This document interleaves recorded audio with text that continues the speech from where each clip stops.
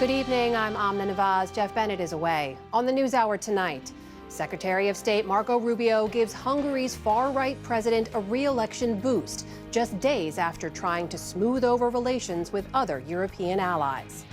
The Justice Department gives its reasoning for how it redacted the Epstein files. And the partial government shutdown over Homeland Security funding drags on with no end in sight. We speak to Democratic leader Hakeem Jeffries. We have an opportunity to make bold, transformational, and meaningful changes in the law that will actually immediately impact how ICE agents are permitted to conduct themselves.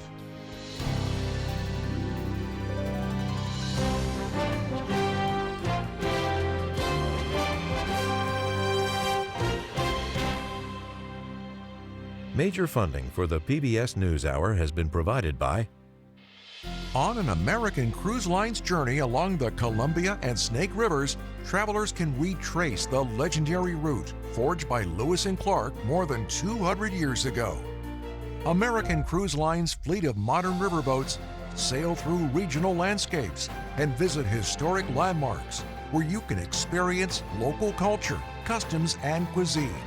American Cruise Lines, proud sponsor of PBS NewsHour. the ongoing support of these individuals and institutions, and friends of the NewsHour, including Leonard and Norma Chlorfine, and the Judy and Peter Bloom Kovler Foundation.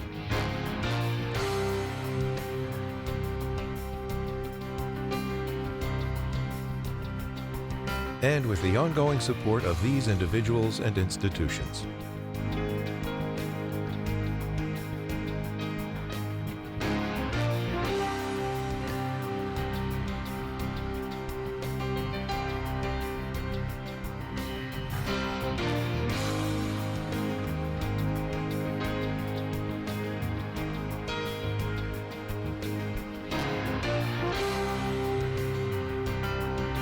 This program was made possible by the contributions to your PBS station from viewers like you. Thank you. Welcome to the NewsHour. America's top diplomat traveled to Hungary today and endorsed that country's far-right prime minister, who's seeking his fifth straight term in office this April. Viktor Orban has cracked down on the media, civil society, and weakened judicial independence in Hungary. At a news conference in Budapest, Secretary of State Marco Rubio said the extraordinarily close relationship between President Trump and Orban had tangible benefits. President Trump is deeply committed to your success because your success is our success. Orban has close ties to Russian President Vladimir Putin. And while Europe has ended or significantly reduced its reliance on Russian oil, Hungary refuses to cut back on the oil it buys from Russia. President Trump has exempted Hungary from U.S. sanctions for those purchases. Rubio's meeting with Orban came after the Secretary of State addressed world leaders at the Munich Security Conference this weekend. Coming on the heels of Trump's threats to Greenland, Rubio tried to convey a reassuring message. We care deeply about your future and ours. And if at times we disagree, our disagreements come from our profound sense of concern about a Europe with which we are connected, not just economically, not just militarily. We are connected spiritually, and we are connected culturally. The fundamental question we must answer at the outset is, what exactly are we defending? Because armies do not fight for abstractions. Armies fight for a people. Armies fight for a nation. Armies fight for a way of life. And that is what we are defending.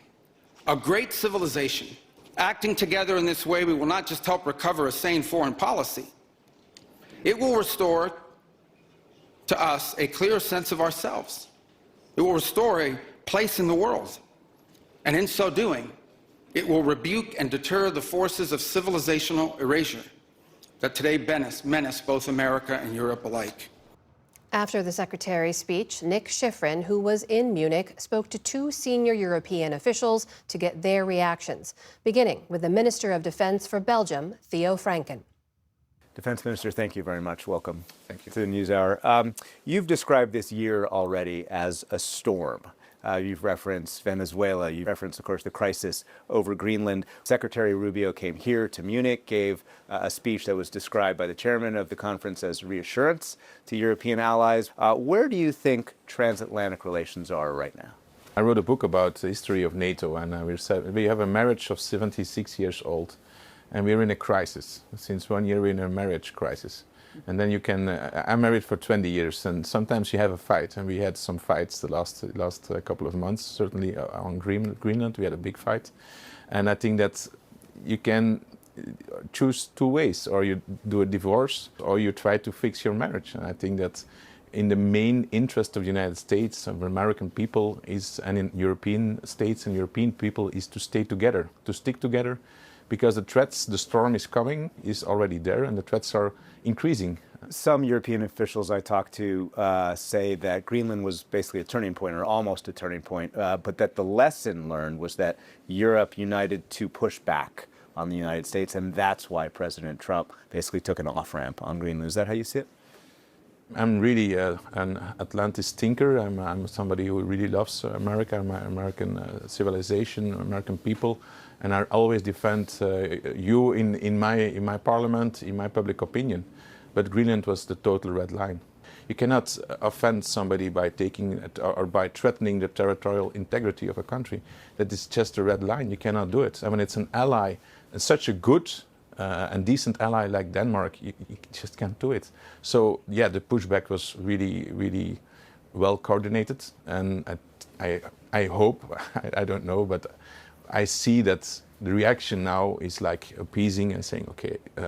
From the U.S., you're saying? Yeah, the US. yeah, absolutely. So does that mean that the lesson that Europe has taken is actually that pushback works?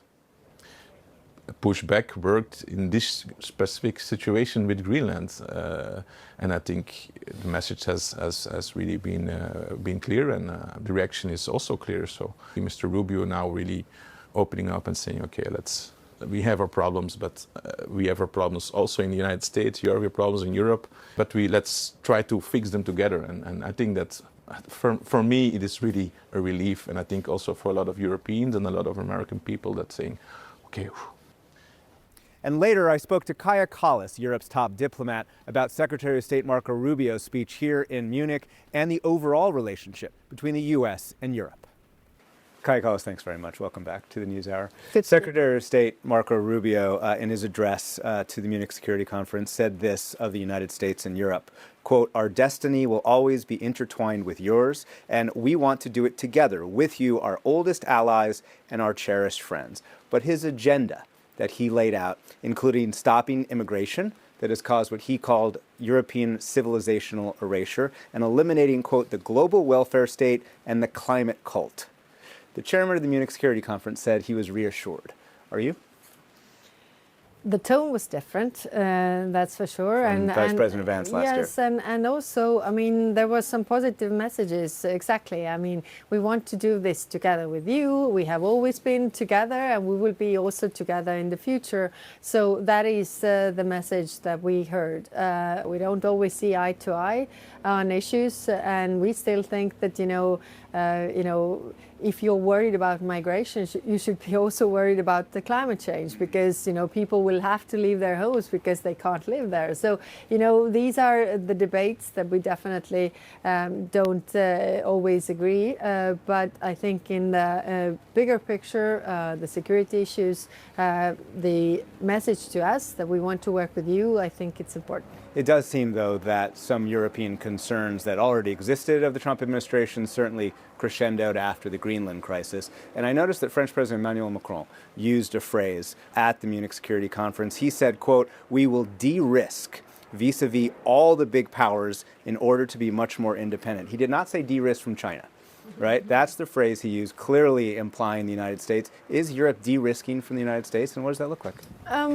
I mean, we are strengthening our defense. We are really trying to get over our dependencies, because dependencies make us vulnerable and weak. We are diversifying our trade relationships. We are also diversifying our defense and security partnerships, so that we are not putting all the eggs in the same basket, because every the American basket. whatever basket, meaning that we have been, dependent on Russian energy. We learned the hard way that it's going to be very costly. Now we are also worried about, dependencies on technologies that come from China.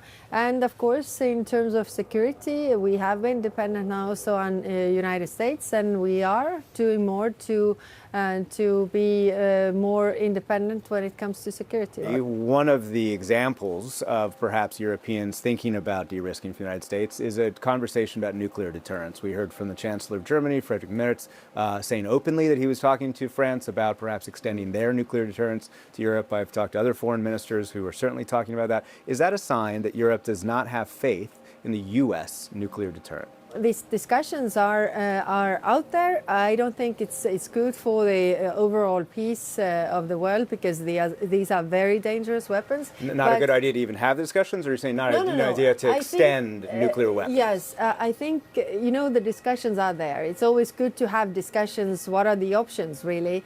But we are in this point where we are entering into a very dangerous world where we might see more nuclear weapons. But at the same time, I can understand where these countries are coming from. Exactly, the risks are higher. Let me ask about Alexei Navalny, the former Russian opposition figure who died in Russian detention. 5 European countries have come out and said that he was poisoned, quote, with a lethal toxin found in poison dart frogs in South America. What does that say about Vladimir Putin's Russia?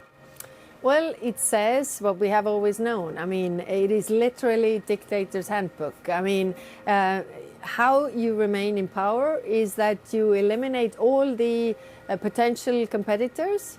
You keep the oligarchs and the power structures happy, and you are staying in power. So that's very clear that he's operating like this. He's killing his own people to stay in power. And finally, on Ukraine, European intelligence officials here briefed reporters and said that Vladimir Putin is not negotiating in good faith. U.S. officials, as you know, believe they are making progress. Who's right? We see a strong push for peace, but it's one-sided. We have heard what Ukraine is willing to also concede, but Russians are just playing time and pretending to negotiate. So that's not really serious. They want to have absolute maximalist goals delivered by the Americans diplomatically, what they haven't been able to conquer militarily. I don't know where this belief comes that actually there's progress made. Kaja Kallas, thank you very much. Thank you.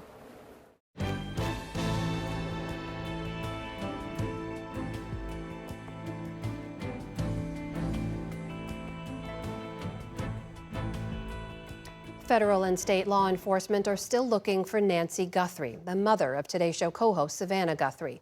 Local police addressed rumors today that Guthrie family members may have been involved in her disappearance.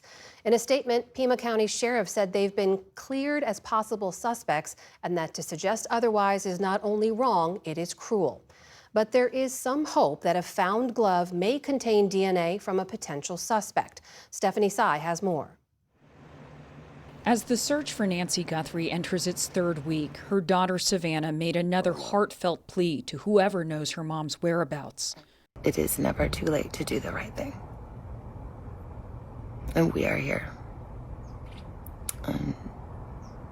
We believe. Last week, the Today Show anchor posted a home video of her mom captioned, "We will never give up on her."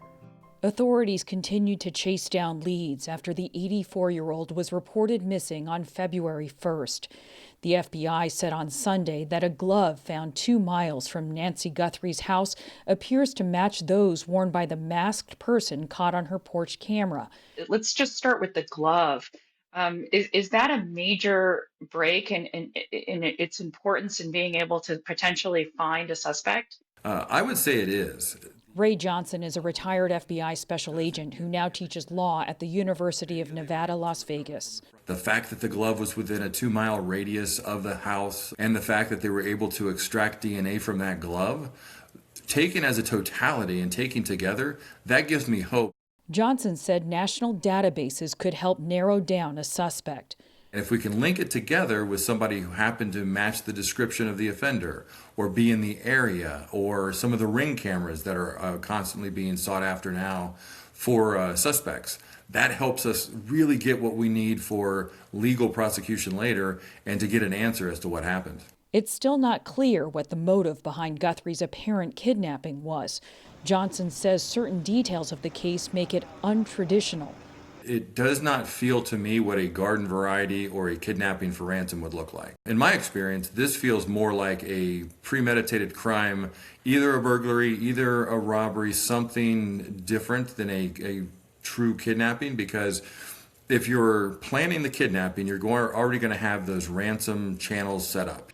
Law enforcement is also now reportedly using a tracking device called a signal sniffer. Mounted on a helicopter, it may be able to detect emissions from Nancy Guthrie's pacemaker. Savannah Guthrie's Today Show colleagues have rallied behind her.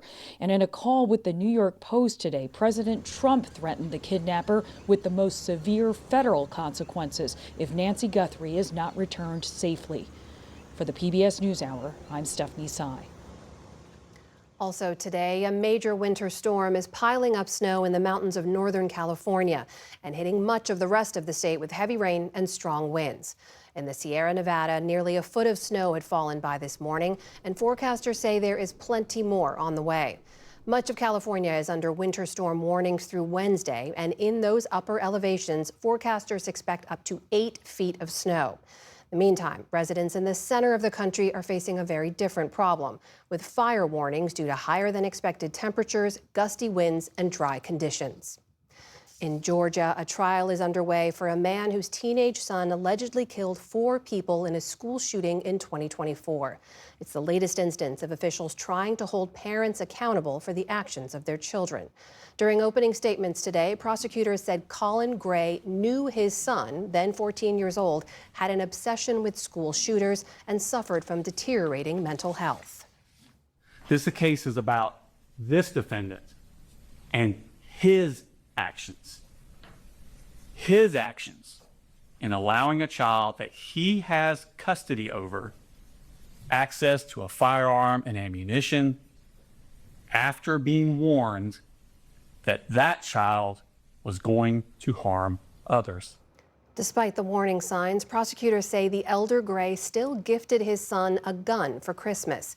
He's pleaded not guilty to 29 counts, including second-degree murder and cruelty to children. 2 students and 2 teachers were killed in the shooting at Appalachia High School in September of 2024. Ukrainian and Russian officials are gathering in Geneva this week for the latest U.S. brokered talks aimed at ending the war. The Kremlin said today that the negotiations will involve what it called the main issues, such as the delicate question of how much territory it wants Ukraine to give up. Meanwhile, in Kyiv today, President, so good to see you. Thank you. Ukrainian President Volodymyr Zelensky welcomed 2 Democratic U.S. senators and thanked them for Washington's support in the talks. This comes as the attacks from both sides continue. This weekend, Russian strikes in Ukraine's Odessa region killed at least 1 person, with both Ukraine and Russia reporting further military attacks today. Meanwhile, supporters of Russian opposition leader Alexei Navalny have been marking 2 years since his death in an Arctic penal colony. In Moscow, mourners laid flowers at his grave as representatives from several European embassies paid their respects. The tributes come just days after 5 European nations released a joint statement saying that Navalny was poisoned with a rare toxin linked to poison dart frogs. Navalny's mother, Lyudmila Navalnaya, says it proves he was murdered and called for accountability. 2 years have passed, and we already know what he was poisoned with. Of course, we want justice to prevail and for us to know all of their names. The Kremlin denied the latest poisoning allegations, calling them, quote, biased and unfounded. And the world of cinema has lost 2 giants. We start with documentary filmmaker and producer Frederick Wiseman. Next, let's go. Quincy. In his directorial debut, Titicut Follies in 1967, Wiseman took an unsparing look at conditions inside a mental hospital in Massachusetts. The title comes from the variety show put on by inmates. The film was banned for years, but eventually aired on PBS in the early 1990s once that ban was lifted. Wiseman went on to create dozens of films over a nearly 6-decade career that explored and sometimes exposed America's social and cultural institutions. He worked well into his 90s, and in 2016, he received an honorary Academy Award. His family announced his passing through Zipporah Films, the distribution company he founded in 1971. Frederick Wiseman was 96 years old. Also tonight, one of Hollywood's most memorable legends, Robert Duvall, has died. The Academy Award winner enjoyed a long and storied career, carving out a lane as both an unorthodox leading man and a supporting player in some of the greatest films in movie history. I love the smell of napalm in the morning. Over a career spanning more than 60 years, Robert Duvall became one of America's most respected and versatile actors in Hollywood history, known for his incredible range and command of the screen. Clarence, take it easy. How the hell could I see it? It's just going on now. He got his start on an early classic, playing Boo Radley in 1962's To Kill a Mockingbird, a wordless role in which he made a mark. A broad spectrum of films and roles followed. The villain opposite John Wayne in the epic American Western True Grit, and the inept and often pompous Major Frank Burns in MASH. Keep your filthy mouth to yourself. But it wasn't until the role of Tom Hagen for The Godfather, a concerned lawyer and consigliere for the Corleone crime family, that would launch Duvall's career. Even the shooting of your father was business, not personal, Sonny. Well, I always knew after Godfather 1 I would do maybe okay, but I knew that it might happen in 10 years after everybody else. And somebody once said between 25 and 40, they're good actors. After that, something happens in a negative way. So I always tried to remember that and think of myself in the potential. As I grow older, I have more experience and I feel I have more to offer, that I can become a better performer. Duvall was known for bringing naturalism to his roles. His ability to transform reached another high mark in 1979, when he played a tyrannical father and fighter pilot in The Great Santini. Hey, mama's boy. I bet you're gonna cry. Come on, mama's boy.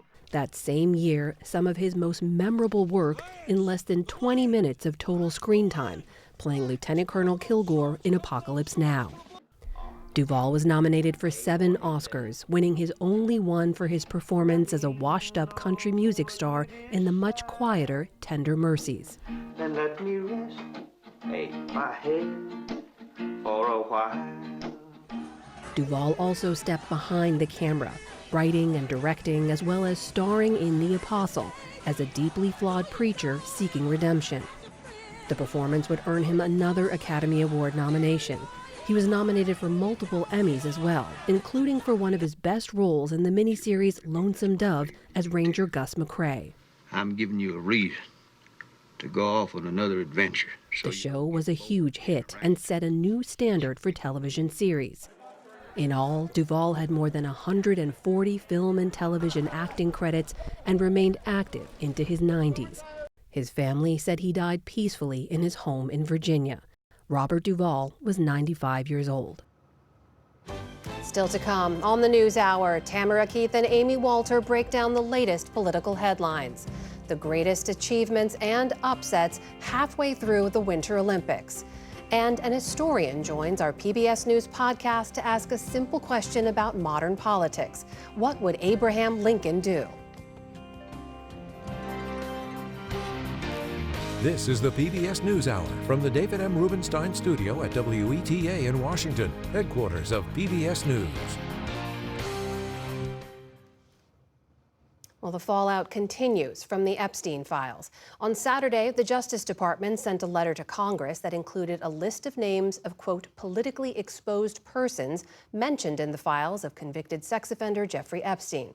Our Justice correspondent Ali Rogan has been digging into all of this and joins us now. So, Ali, let's start with that letter from the Justice Department. It contains hundreds of names, very little context. Why did the DOJ release this now? So this letter was intended as a communication to Congress saying that they have released all the documents that are relevant to the Epstein Files Transparency Act, which required the release of these documents. Of course, we also know that there are another 2.5 million documents that are remaining secret. The law also required the DOJ to release this list of all government officials and politically exposed persons named or referenced in the files. The DOJ says that's why they released this list, which contains about 280 names, but neither the Epstein law nor the DOJ defined what politically exposed actually means. So there are a number of disparate names here with, as you said, very little context. It includes people that Epstein was never known to have met, including Princess Diana, Janis Joplin, Elvis Presley. The DOJ did note that might be because some people ended up in the files because they were part of press clippings that simply made their way into emails. Well, a number of lawmakers have been calling for more transparency from the Justice Department. What's their response to this? We heard over the weekend from both Congressman Ro Khanna and Thomas Massie, who have been leading the charge for more information. In a post on X, Khanna said the DOJ was once again purposefully muddying the waters with this list that they've provided, and he called for 3 actions: release the full files, stop protecting predators, redact only the survivors' names. And Massie said the DOJ still has to produce internal documents explaining their decision-making over declining to investigate or prosecute certain individuals. So, Amna, this seems far from over. Meanwhile, we know the fallout from this has spread overseas. There's been a number of people who faced backlash in Europe as the Epstein files have been released. The reaction here in the U.S. has been more muted, though. What do we know about that? In Europe, there does seem to be an Epstein domino effect. In the UK, we've seen Prime Minister Keir Starmer lose an ambassador and 2 top aides because of their connections to Epstein. The former Prince Andrew is also under police investigations. Royals and politicians in Sweden, Norway, France, Slovakia, all coming under fire. So it does seem that while inclusion in the files is not an indication of any wrongdoing, the court of public opinion in Europe has clearly been thoroughly rendered its judgment. Here in the U.S., though, the backlash, as you said, has been quieter, and the departures and resignations have come from lower-profile people. Talent executive Casey Wasserman announced he would be selling his firm due to his connections with Ghislaine Maxwell. Obama-era White House counsel Kathy Rumler stepped down from her role as chief legal officer for Goldman Sachs following the release of her emails with Epstein. And chairman of Hyatt Hotels, Tom Pritzker, said he deeply regrets his association with Epstein and Maxwell and that he is stepping down from his post immediately. But Amna, there are many other high-profile political figures who are going about their business, including former Trump advisor and MAGA star Steve Bannon and Commerce Secretary Howard Lutnick. It's our Justice correspondent, Ali Rogan. Great reporting. Thank you. You bet.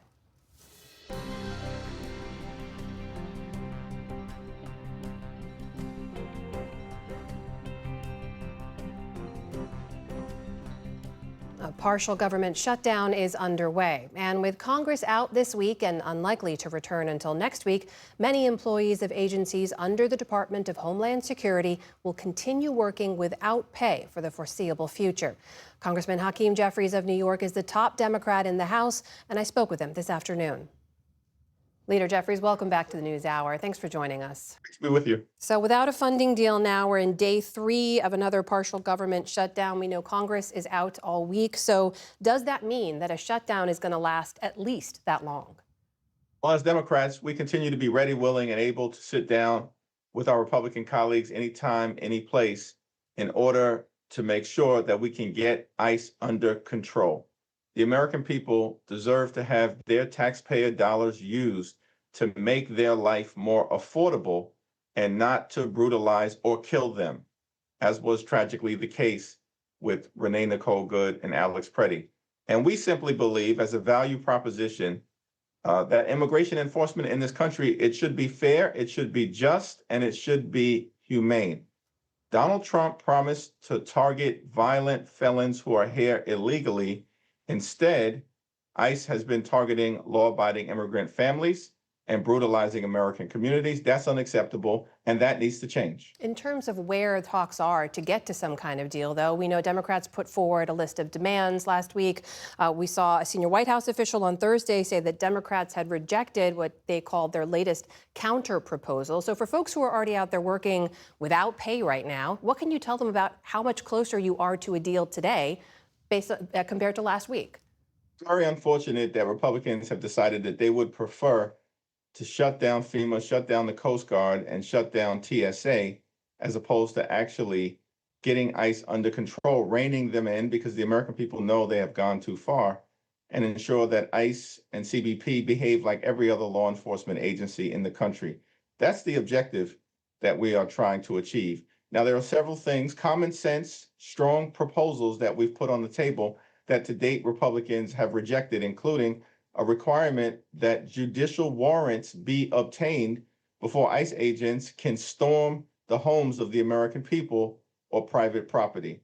We also believe that ICE agents, of course, should be trained, should have an excessive use of force policy that they adhere to, and that they shouldn't be able to target sensitive locations like schools and hospitals, houses of worship, and polling sites. And we finally believe, of course, in terms of some of the top line demands that we've made, is that there should be independent investigations whenever it is the case that ICE agents or CBP agents break state and local law. Leader Jeffries, we've reported extensively on, I know, that the Democrats' demands in this case, but are you any closer to a deal? Have you talked to the White House in the last 3 days?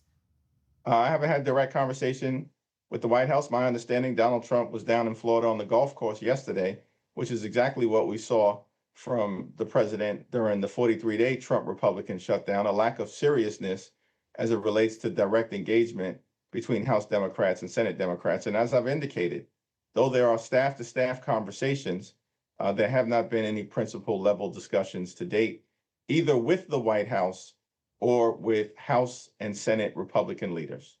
Can I put to you what your fellow Democrat, Senator John Fetterman of Pennsylvania, has said about where things are? He pointed out that the shutdown really is not going to have an impact on ICE, which saw a huge influx of funding from that so-called big, beautiful bill. He said what's really doing, as you've pointed out too, is forcing TSA workers to work without pay. FEMA could also be affected. So if ICE reforms are what you want to see here, how does a shutdown that doesn't really affect the agency get you there?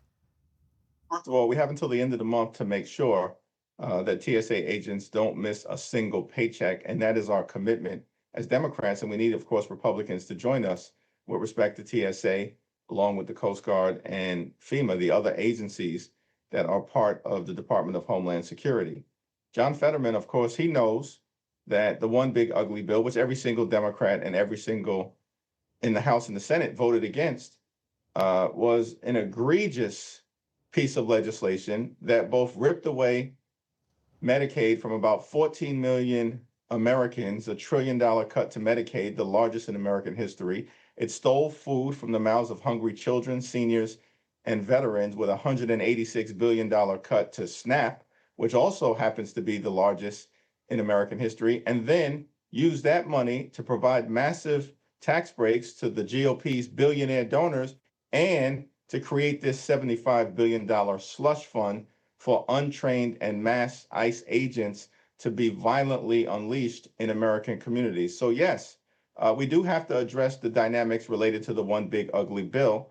But at this moment, in the context of the appropriations battle that is in front of us, we have an opportunity to make bold, transformational, and meaningful changes in the law that will actually immediately impact how ICE agents are permitted to conduct themselves. That's House Democratic Leader Hakeem Jeffries joining us today. Leader Jeffries, thank you. It's good to speak with you. Thank you.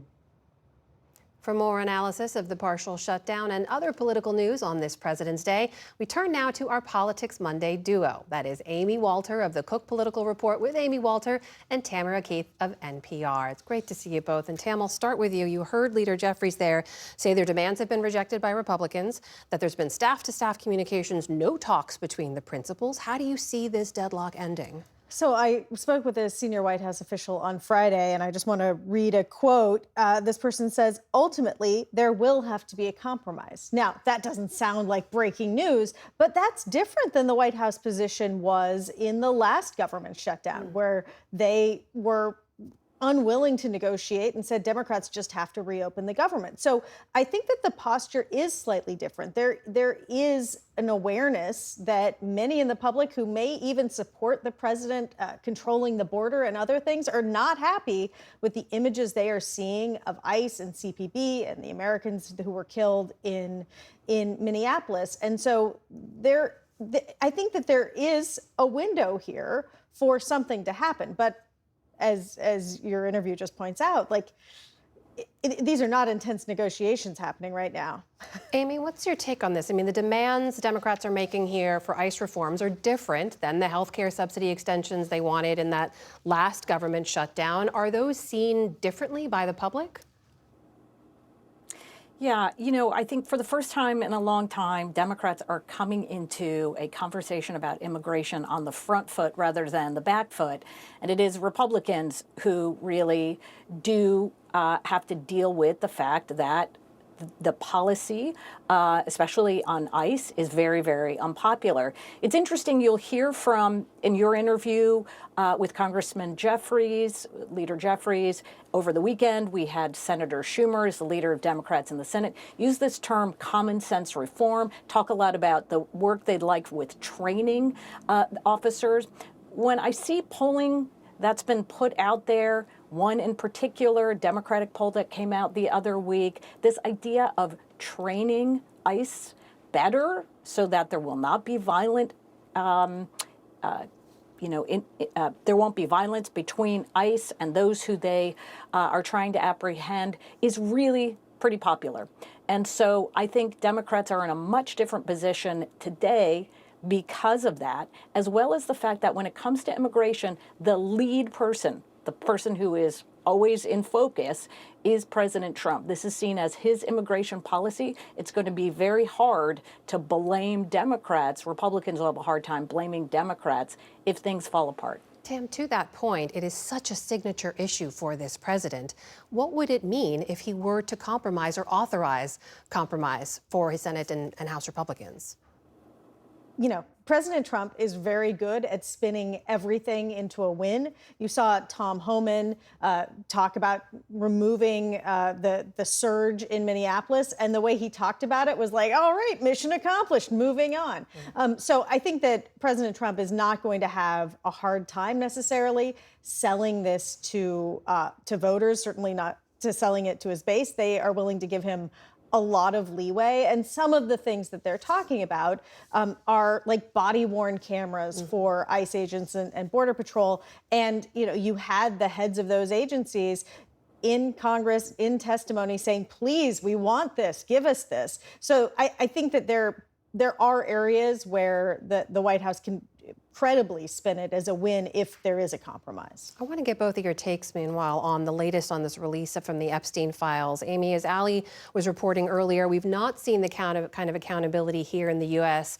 that some European leaders have been subjected to. There's this new letter now from the DOJ that went to Congress. From the perspective of the general public, is all of this of interest? Does it hold a place of importance? Well, what's really interesting watching Democrats react the other week to Senator Jon Ossoff. He's a senator from Georgia. He gave a campaign speech the other day. And what he did was to make a link between the Epstein files and voters' frustration with their day-to-day living concerns, with the feeling that the middle class has been left behind. And here's what he said. He said, "We were told MAGA was for working class Americans, but this is a government of, by, and for the ultra-elite. This," he said, "is the Epstein class," referring to the Trump administration. They're the elites they pretend to hate. And I think you're going to hear that term a lot on the campaign trail, this idea that the folks who were, it's not just whether you were named or not in the Epstein files, but this idea that this is an administration much like those who were in the Epstein files that are much more concerned about protecting elites, protecting wealthy people, than looking out for the day-to-day concerns of Americans. I think that is how it's going to be shaped for this upcoming midterm election. Dan, what's your take? Yeah, I have to agree with Amy that, part of the reason that American politics are where they are right now is a distrust of the elites. And what these files do, if nothing else, is sort of confirm for people, their priors, that the elites aren't really working for the working people. Meanwhile, I need to escape reality for just a moment with both of you. Well, we have you on this President's Day because, Tam, you had this wonderful report I want to ask you about in which you talked about, on this President's Day, your favorite fictional president and why. Please tell us more. Yes, my favorite fictional president is President Thomas J. Whitmore, Bill Pullman, in Independence Day. Yes. And he delivers one of the greatest presidential addresses of all time as they prepare, a global force prepares to take on the aliens. The reason I love this is it's escapist. There's no nuance. There's no, you don't have to have complicated feelings about this president like people have about every other real president. You can just go kick the aliens' butts. Amy, you have 30 seconds left. Do you have a favorite fictional president? So here's the thing, you guys. In my spare time, I like to not watch much about politics. Good for you. I spend way too much of my real life on politics. When I want to escape, Tam, I go to really far away from politics. I think that's probably good advice for us all. Amy Walter and Tamara Keith, always great to see you both. Thank you so much. You're welcome. You're welcome.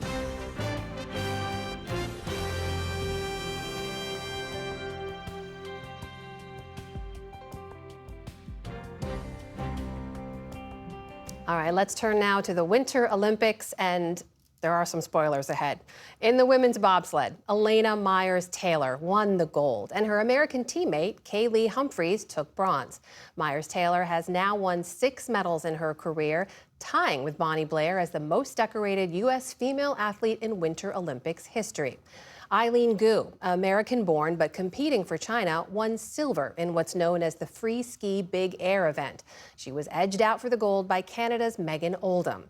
As for the medal leaderboard, the U.S. is now in 3rd place with 19 medals total. Norway leads with 28, and Italy is 2nd with 23. Liz Landers has a look now at how Team USA is doing overall, including the disappointment for Ilya Malinin and a gold medal rematch in women's hockey between the U.S. and Canada.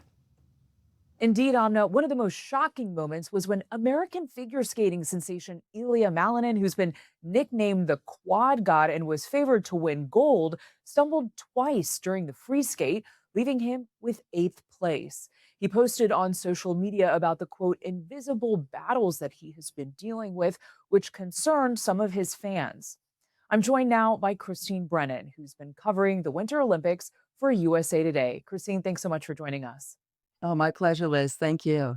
Let's start with Ilya Malinin. He was favored to win gold in the men's free skate. He ended up in 8th place, and Monday morning he shared on Instagram saying, quote, vile online hatred attacks the mind and fear lures it into the darkness. What do you think happened in that free skate? Was it a technical issue or was it mental? He said right afterwards, Liz, that it was mental, as he was doing interview after interview, calmly, patiently, kindly answering every question over and over again. Remarkable display for a 21-year-old who had just had the worst performance of his young career. But he talked about the mental aspect. And I've covered him through really the length of his time at the top of the sport the last 4 years. He was the last skater. He had a nice lead. All he needed to do was a few quads and he would have that Olympic gold medal. And he looked so nervous. You could see it in his face. He was breathing deeply. He was looking over at his father, who's his coach, and looking for reassurance. So it was clear to me when he came out onto that ice that the pressure of the Olympics was extraordinary. And if anyone, as you watch the Olympics on TV, if you wonder how difficult is it, how much pressure is it, well, there's your answer. Because Ilya Malinin was a lock to win the gold. You know, he's been skating great for a year. He hadn't lost since 2023. So you could see how this young man crumbled under the pressure. So difficult to watch, such a tough thing, but also his honesty and the way he's handled it has been remarkable. And I think uplifting for a lot of people who are worried about him. The U.S. women's hockey team just put up a dominant performance against Sweden. They had a shutout, 5-0. What is next for this team on their way to maybe winning a gold medal? Exactly. Well, it is the finals.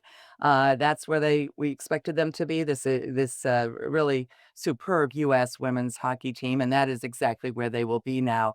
And it's so interesting because they have won 2 golds in the up to this point 7 Olympic tournaments. This is the 8th involving women's hockey at the Olympics, and the Canadians have won the other 5.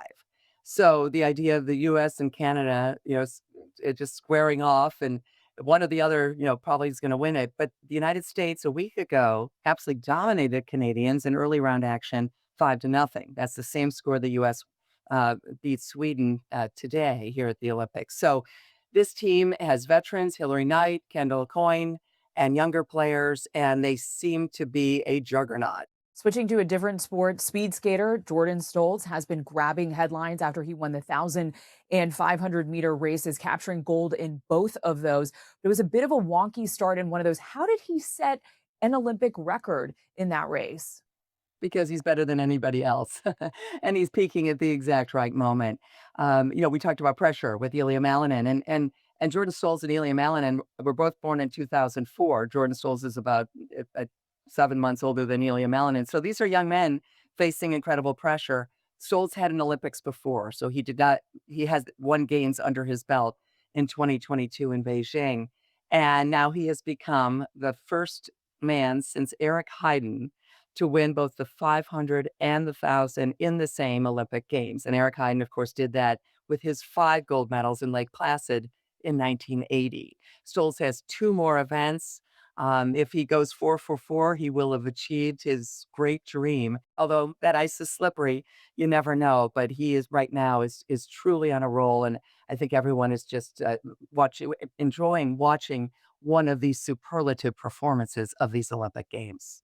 Despite some of these highlights that we've seen from Team USA, we've also seen some disappointments, and there's a medal count battle with the host country, Italy, who's at number 2, with Norway leading in first place. Where do you see Team USA heading? The last 4 Olympics last 5 Olympics, the U.S. has had 9 gold medals when it ended, going all the way back to Salt Lake City. U.S. can get to 9 gold at this Olympics as well. But you're right. When you look at, Lindsey Vonn, whether she would have won the gold or not, but clearly that story riveting in the first few days of the Olympics. And obviously ultimate disappointment and injury, of course, for Lindsey Vonn. And then Madison Chock and Evan Bates, 3-time world champions, gold medal favorites in ice dance, did not win the gold. They won the silver. The U.S. did win the team competition in figure skating. But there have been, again, others right now. Michaela Schifrin, we'll see how it goes with the slalom in a couple of days, but she has not won a medal. And of course, she was such a star in 2014 and then 2018. And has gone through, been so honest about her struggles over the last few years. But the U.S. is still doing fine. And with hockey and Jordan Stoltz, and of course, there could be other events, the U.S., I think, is going to hang in there. But you're right about Italy. In the first few days, they actually surpassed their greatest Winter Olympic total going back to Lillehammer in 1994. So the Italians are celebrating as only Italians can. They are loving these Olympics. They are just pouring it on, getting medals everywhere from the mountains to figure skating and everywhere in between. And that often happens for a host country where you've put all that effort, the pride, the support of the home nation. It's a home game, obviously. And Italy is certainly showing that when you have that home field advantage or home ice advantage or home snow advantage, they're taking total advantage of it. And clearly having the games of the entire nation, just something that they've never seen quite like this before. Christine Brennan of USA Today, thank you so much for sharing your Olympic reporting with us. Oh, my pleasure. Thank you, Liz.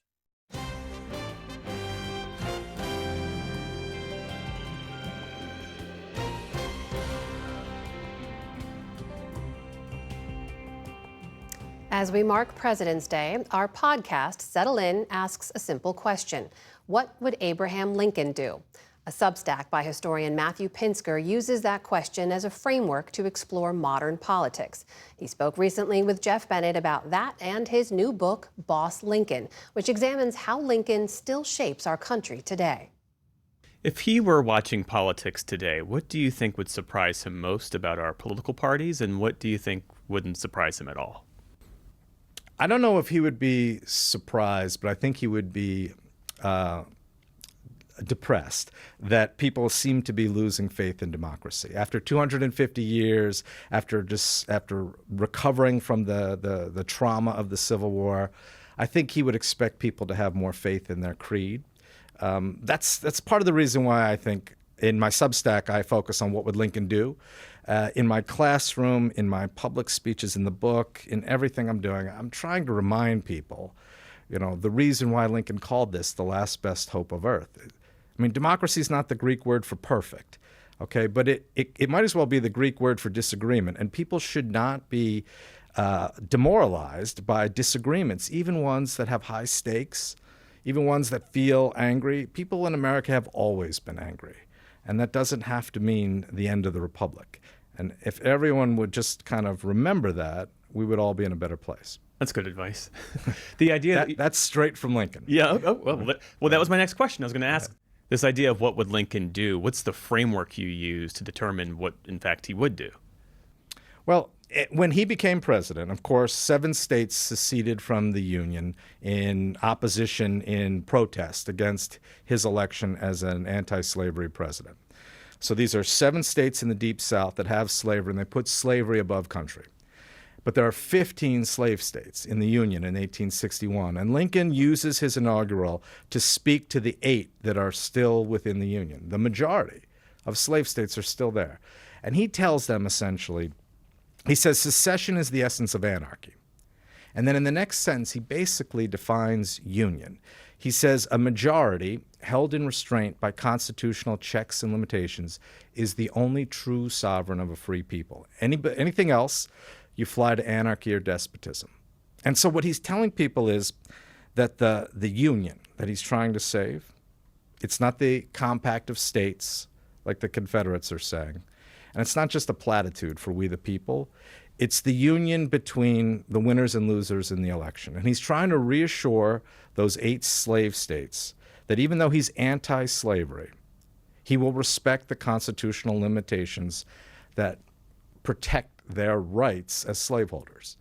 And it wasn't enough to win over those 8 states, but it split them. 4 stayed within the Union and 4 joined the Confederacy. If he had lost all 8, the Confederacy would have won that war. And so it was a great accomplishment, even though, it wasn't enough to prevent bloodshed. Yeah. As you said, your Substack invites these historical comparisons. What would Lincoln do? How would he look upon January 6th? As an insurrection, a political failure, or something else? I mean, there's no doubt that he would have looked on it as an insurrection because he dealt with it in his own time. They didn't have the count for the electoral vote on January 6th. Their count was on February 13th. The inaugural was in March. And Lincoln wrote letters to subordinates warning them that it was a dangerous moment, that the forces for secession might try to disrupt the count. And he was planning for it. He also worried about the possibility of disruption during the inaugural. He understood how grave those kind of disruptions could be. He took nothing for granted. But when I show my students the picture of the man from Delaware who was carrying the Confederate flag through the Capitol on January 6th, I ask them what they think Lincoln would see, what they see. And, I get a variety of answers. But I end that discussion by saying what Lincoln would see is Americans. Even though he thought they would be misguided, even though he clearly would have thought January 6th was an insurrection or an attempted insurrection, he would still think of them with malice toward none and try to find a way to reconnect, to persuade, to rebind that union that was shattered on January 6th. And I know people have tried, and yet we still need to keep trying because that bond is still frayed.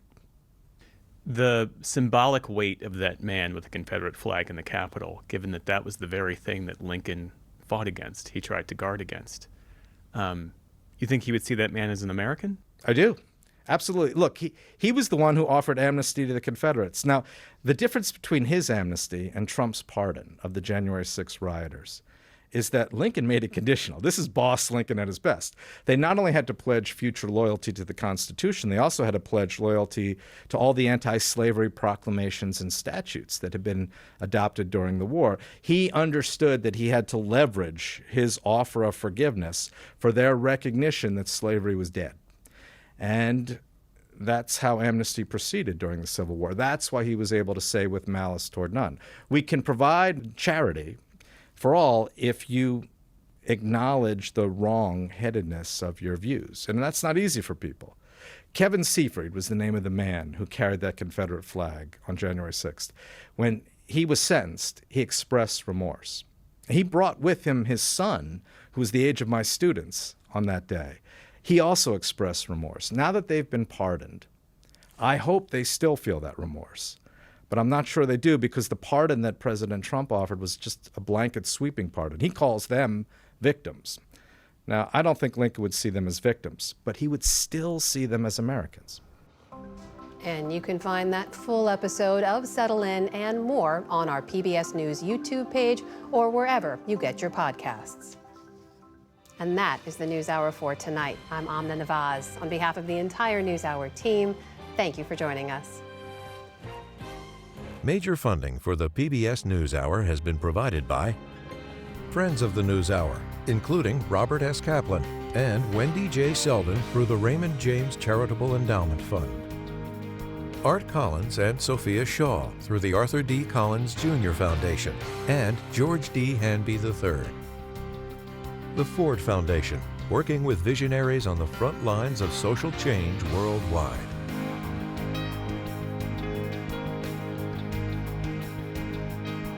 The John D. and Catherine T. MacArthur Foundation, committed to building a more just, verdant, and peaceful world. More information at macfound.org. And with the ongoing support of these institutions.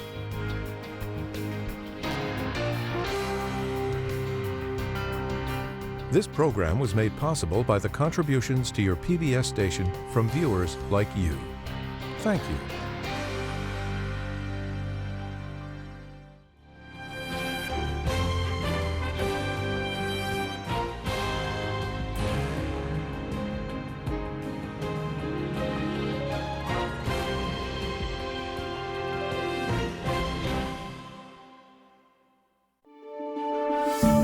You're watching PBS.